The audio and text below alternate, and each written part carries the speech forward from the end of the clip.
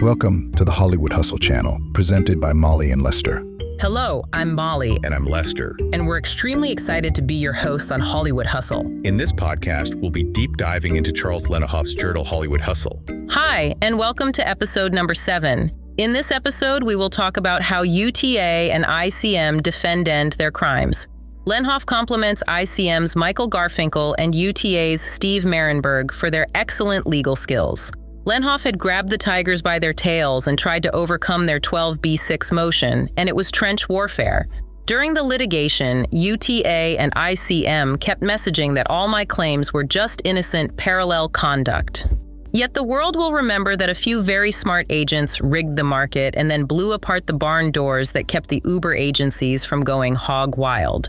Lenhoff just got stupid lucky to stumble onto the price-fixing conspiracy, which compounded with the Uber agencies blowing up the SAG franchise agreement and the flood of billions of dollars of outside money, all led to the Uber agencies creating a monopoly of the TV packaging market. Worth noting is that for years, Lenhoff lobbied the ATA to establish a canon code of ethics, similar to what lawyers have that addressed client poaching by prohibiting the direct solicitation of potential clients. But Michael Sinclair at UTA put a muzzle on Karen Stewart at ATA. Lenhoff dealt with the issues of the right to compete versus the right for competition and the right to earn a living. Lenhoff didn't ask for this fight. UTA and ICM put their chopsticks in his rice bowl. He went through the diplomatic motions by offering UTA several deals whereby they would both win, only to be rejected under the guise that it was against UTA's company policy, and that UTA has the right to compete. Isn't it self-evident that Lenhoff has the right to run a business without interference? Lenhoff spent the next 6 months carefully providing UTA with lists of his exclusive clients under exclusive contract for the next year, along with the contract dates and terms. Basically, giving them constructive knowledge, but UTA said, screw you and we're going to take what we want. Unfair competition claim. The Ubers take what they want by offering a zero commission deal, which is below cost pricing. They can afford to do that because they receive a TV packaging fee with zero cost pricing. The problems here are that it changes the agent's fiduciary duty and influence over the client. Packaging gives the agent a unilateral right to temporarily suspend their fiduciary duties, while the artist remains indentured to the agent under the terms of the agency contract. Common sense tells us that talent depends on the judgment of their fiduciary, but that judgment is compromised when the agent is allowed to profit from a revenue stream that is inversely proportional and actually competing for the dollars in compensation paid to the client. Agents enjoy unique access and significant influence over the clients they represent. Yet the reality in Hollywood is that the more conflicted you are, the more you're dialed in. Additionally, agents are bound by a 7-year rule cap, yet circumvent that law by converting to a packaging fee with zero commission relationship, which is unfair. We know the labor commissioner abdicated jurisdiction to agency packaging fees because they were misled on what a package actually was. And to this day, nobody can offer any evidence that the William Morris agency packaging contract submitted to the Labor Commission in 1959 even exists or contains any contents that were misleading, fraudulent, or irrelevant. Packaging fees are extortion and extracting billions, perhaps trillions from the market, which takes money away from the writers, directors, actors, cinematographers, designers, editors, composers making the TV series, all the while increasing the cost of producing the TV series. Let's dive deeper. Okay, get ready, because this deep dive is going to be a wild one. We're going straight into the Hollywood agencies, and trust me, things get intense. We're talking Charles Lenhoff, a talent agent who decided, you know what, I'm taking on the big guys, UTA and ICM. And he doesn't hold back, throwing around words like, get this, extortion, even quoting John Lewis about, like, standing up to injustice. So, like, what on earth pushed him to this point? This goes way beyond a simple business disagreement. For Lenhoff, this was personal, like deeply personal. The stuff we've been digging into really shows how he felt like UTA and ICM were trying to crush him, to destroy his ability to even work. He even said it was trench warfare, not just some, boardroom battle. But what exactly were they fighting over? The documents keep mentioning parallel conduct from UTA and ICM, throwing around terms like, this is almost like econ class, price-fixing conspiracy, and oligopoly. Imagine this. In a perfect world, you'd want agencies battling it out to get the absolute best deals for their clients, right?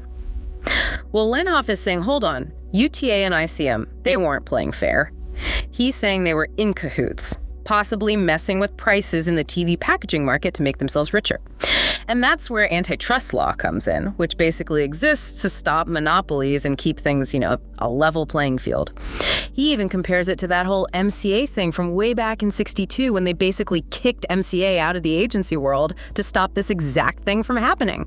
So instead of fighting for the actors and writers and directors, they were like rigging the system to line their own pockets. That's exactly what Lenhoff is claiming, yeah. And that's where all this stuff about zero commission deals and packaging fees comes in, right? Lenhoff seems to be saying these deals weren't as amazing as they sounded, even going so far as to call it extortion. All right, so picture this. An agency says, hey, we'll represent you totally free, zero commission. And you're thinking, awesome, right. But, and there's always a but, they make up for it with these packaging fees, basically a big chunk of money they get for bundling together, like the actors, writers, directors, everyone, for a show. What Lenhoff is arguing is that these fees let the agencies grab a much bigger slice of the pie, possibly leaving less for the clients themselves. So it's more profitable for them to push for a huge packaging fee, even if that means their clients might get a smaller piece of the overall, budget. That's got to be a conflict of interest, right? And it's exactly Lenhoff's main argument, that it totally goes against their fiduciary duty, that legal obligation to always act in their client's best financial interest. It's like textbook case of something that seems great on paper, especially for one side, but behind the scenes, not so much. And it goes beyond just the individual clients, right? I mean, Lenhoff's case also shines a light on the ATA, the trade group for talent agents. Yeah. He's claiming he tried to get them on his side, but they actually ended up siding with the bigger agencies. What's the deal with that? It all comes down to power. Who has it in Hollywood? Lenhoff claims UTA used their influence to get the ATA to protect their own interests. Think about it. If the organization that's supposed to represent all the agents is siding with the big players, what chance do the little guys have? Man, talk about an uphill battle. That just adds a whole other level to this whole thing. Yeah. It really does make you wonder how much influence these huge agencies have, even over their own industry groups. That's a really important point. Lenhoff says that's how UTA and ICM were able to do what he calls, get this, unfair competition, especially with those zero commission deals we were talking about. He says they were using what's called below cost pricing to justify charging those massive packaging fees. He even claims they were breaking antitrust laws. It's kind of crazy to think, offering a zero commission deal, could that actually be unfair competition? I mean, it does seem a little counterintuitive, right? Representing someone for free sounds like a pretty sweet deal if you're the talent. What's the problem? But Lenhoff is saying, no way, this wasn't about being nice, this was strategy. Pure and simple. He claims these zero commission deals were only doable because the agencies more than made up for it through those packaging fees. And those fees, he says, are what really inflate the whole cost of making a TV series. And who ends up paying for those inflated costs? Usually it's the writers, directors, the crew, everyone who relies on, a regular salary, not these big package deals. So basically, it's a win for the agency, maybe a few big-time stars, but everyone else working on the show might actually be worse off. Exactly. It's like this domino effect where what seems like a good deal for one group can end up having these unintended consequences down the line. Lenhoff says it all comes down to maximizing profits for the agencies, even if it means potentially, undercutting everyone else involved.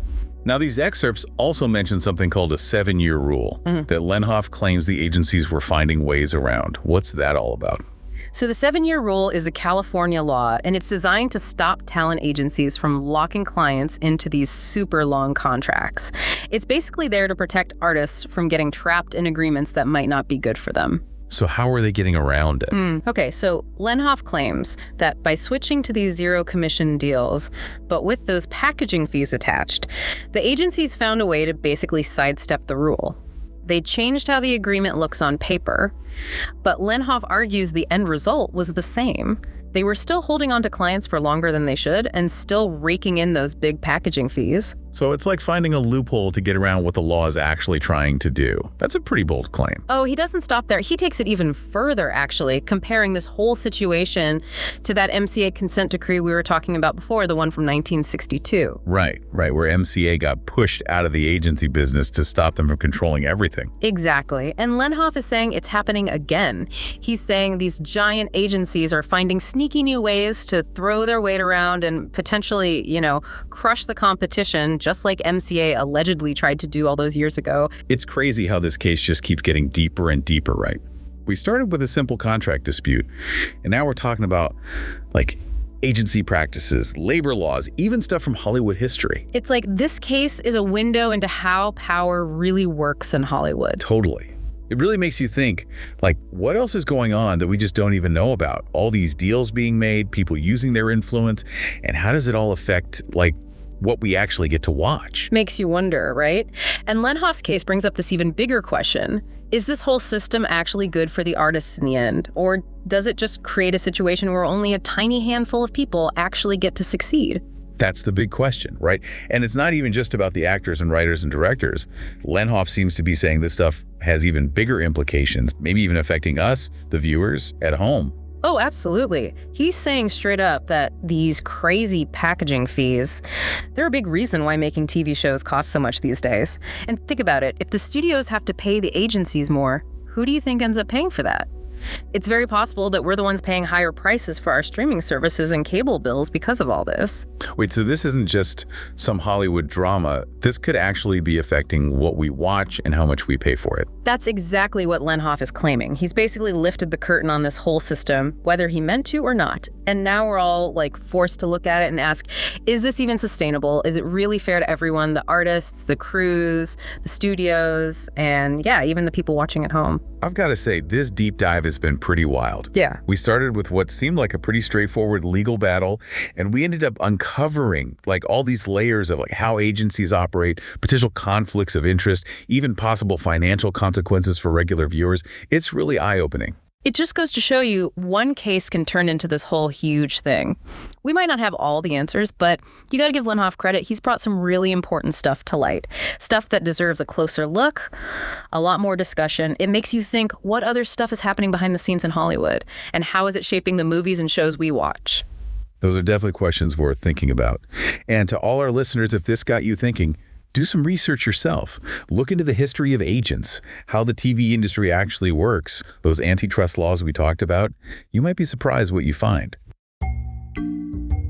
That wraps up this episode. Please check out the author's website at lenhoff.com to access all the research, exhibits, court filings, transcripts, and more. I'm Molly. And I'm Lester. And we'll see you very soon on the next episode of Hollywood Hustle.